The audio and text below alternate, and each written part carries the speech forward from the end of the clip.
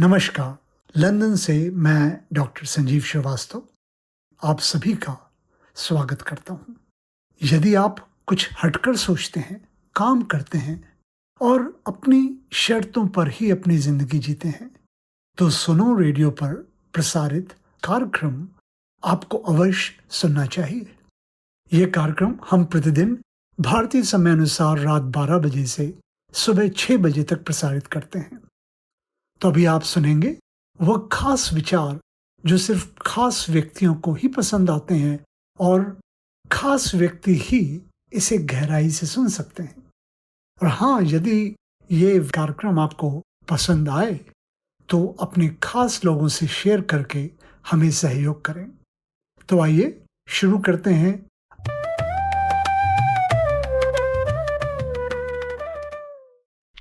चौथी विधि, या जब सांस पूरी तरह बाहर ऊपर और अपने आप रुक जाती है, या पूरी तरह अंदर नीचे और ऐसे सार्वभौमिक विराम में रुक जाती है, तो व्यक्ति का क्षुद्र सा स्व विलीन हो जाता है। ये केवल अशुद्ध लोगों के लिए कठिन है, लेकिन फिर ये सभी के लिए कठिन है, क्योंकि वह कहते हैं ये केवल अशुद्ध लोगों के लिए कठिन है। लेकिन शुद्ध कौन है? ये आपके लिए कठिन है। आप इसका अभ्यास नहीं कर सकते, लेकिन आप इसे कभी कभी अचानक महसूस कर सकते हैं।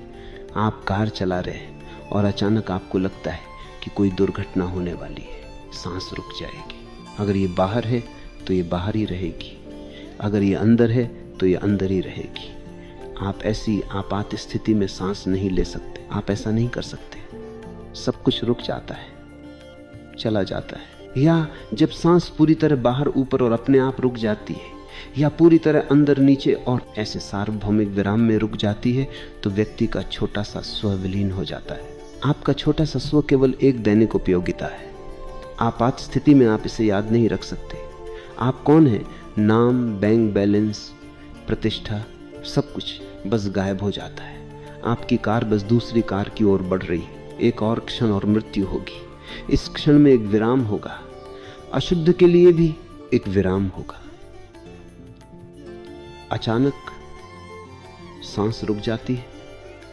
यदि आप उस क्षण में जागरूक हो सके तो आप लक्ष्य तक पहुंच सकते हैं। जिन भिक्षुओं ने जापान में इस विधि को बहुत बार आजमाया है, इसीलिए उनके तरीके बहुत अजीब, बेतुके, विचित्र लगते हैं। उन्होंने कई अकल्पनीय चीजें की हैं। एक गुरु किसी को घर से बाहर निकाल देगा। अचानक गुरु बिना किसी कारण या तर्क के, बिना किसी कारण के शिष्य को थप्पड़ मारना शुरू कर देगा। आप अपने गुरु के साथ बैठे थे और सब कुछ ठीक था। आप बस गपशप कर रहे थे और वह विराम बनाने के लिए आपको पीटना शुरू कर देंगे। अगर कोई कारण है तो विराम नहीं बनाया जा सकता। अगर आपने गुरु को गाली दी और वह आपको पीटने लगे तो एक कारण कार्य संबंध है। आपका मन समझता है मैंने उन्हें गाली दी और वह मुझे पीट रहे हैं। वास्तव में आपका मन पहले से ही इसकी उम्मीद कर रहा था, इसलिए कोई अंतराल नहीं। लेकिन याद रखें, एक जन गुरु आपको गाली देने पर नहीं पीटेंगे, वह हंसेंगे, क्योंकि तब हंसी विराम पैदा कर सकती है। आप उन्हें गाली दे रहे थे और आप उनसे बेतुकी बातें कह रहे थे और आपको गुस्सा आने की उम्मीद थी, लेकिन वह हंसने या नाचने लगते हैं। यह अचानक होता है, इससे विराम पैदा होगा। आप इसे समझ नहीं सकते। अगर आप नहीं समझ सकते तो मन रुक जाता है, और जब मन रुकता है तो सांस रुक जाती है। किसी भी तरह अगर सांस रुकती है तो मन रुक जाता है, अगर मन रुकता है तो सांस रुक जाती है। आप गुरु की सराहना कर रहे थे और आपको अच्छा लग रहा था और आप सोच रहे थे अब गुरु जरूर प्रसन्न होंगे, और अचानक वो अपनी छड़ी लेकर आपको पीटना शुरू कर देता है, और बेरहमी से, क्योंकि ज़ेन गुरु निर्दयी होते हैं, वो आपको पीटना शुरू कर देता है। आप समझ नहीं पाते कि क्या हो रहा है। मन ठहर जाता है, एक विराम आ जाता है। अगर आप तकनीक जानते हैं तो आप स्वयं को पा सकते हैं। कई कहानियां हैं कि किसी ने बुद्धत्व प्राप्त कर लिया क्योंकि गुरु ने अचानक उसे पीटना शुरू कर दिया। आप इसे समझ नहीं सकते। क्या बकवास है। किसी के द्वारा पीटे जाने से या किसी के द्वारा खिड़की से बाहर फेंक दिए जाने से कोई बुद्धत्व कैसे प्राप्त कर सकता है? अगर कोई आपको मार भी दे तो भी आप बुद्धत्व प्राप्त नहीं कर सकते। लेकिन अगर आप इस तकनीक को समझ लेते हैं तो इसे समझना आसान हो जाता है। खासकर पश्चिम में पिछले 30 या 40 वर्षों में जैन बहुत प्रचलित हो गया है। एक फैशन। लेकिन जब तक वे इस तकनीक को नहीं जानते, वे जेन को नहीं समझ सकते। वे इसका अनुकरण कर सकते हैं, लेकिन अनुकरण का कोई फायदा नहीं है, बल्कि ये खतरनाक है। ये नकल करने लायक चीजें नहीं है। पूरी जिन तकनीक शिव की चौथी तकनीक पर आधारित है, लेकिन ये दुर्भाग्यपूर्ण है। अब हमें जापान से जेन आयात करना होगा, क्योंकि हमने पूरी परंपरा खो दी है। हम इसे नहीं जानते। शिव इस पद्धति के उत्कृष्ट विशेषज्ञ थे। जब वे अपनी बारात के साथ देवी से विवाह करने आए, तो पूरे शहर ने एक ठहराव महसूस किया होगा।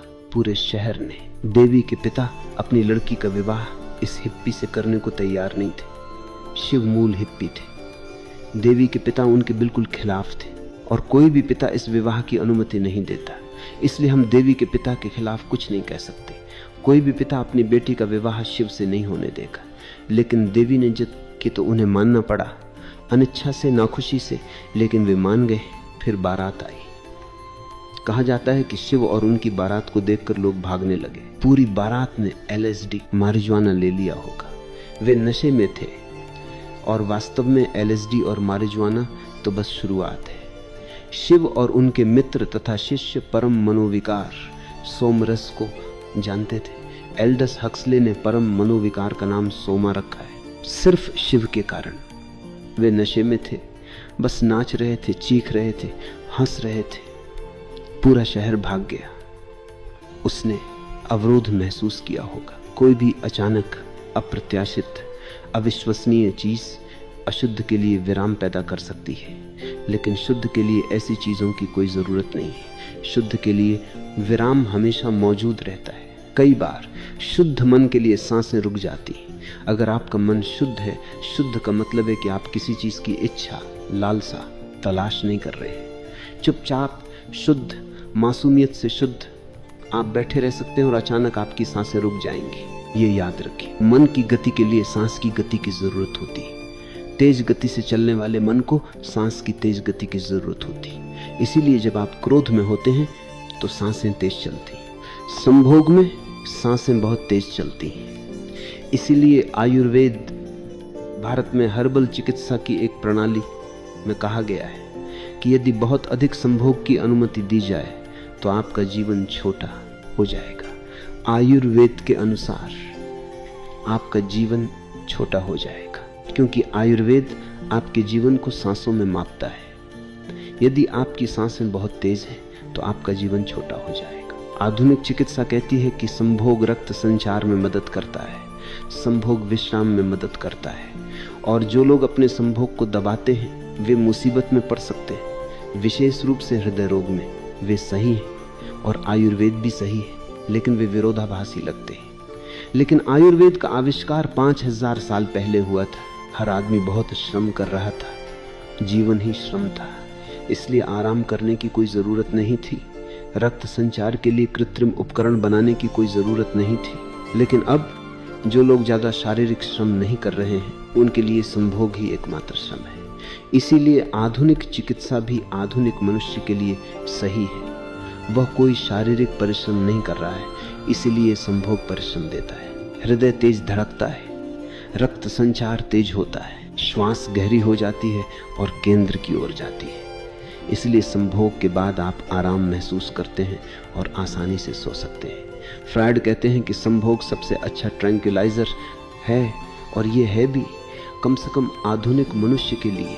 संभोग में श्वास तेज हो जाती है, क्रोध में श्वास तेज हो जाती है। संभोग में मन, इच्छा, वासना अशुद्धता से भरा होता है। जब मन शुद्ध होता है, मन में कोई इच्छा नहीं, कोई खोज नहीं, कोई प्रेरणा नहीं, आप कहीं नहीं जा रहे होते, बल्कि बस यहीं और अभी एक निर्दोष कुंड की तरह रहते हैं। एक लहर भी नहीं, तब श्वास स्वतः ही रुक जाती है। इसकी कोई आवश्यकता नहीं होती। इस मार्ग पर क्षुद्र स्व विलीन हो जाता है और आप उच्च स्व, परम स्व को प्राप्त कर लेते हैं। आज के लिए इतना ही।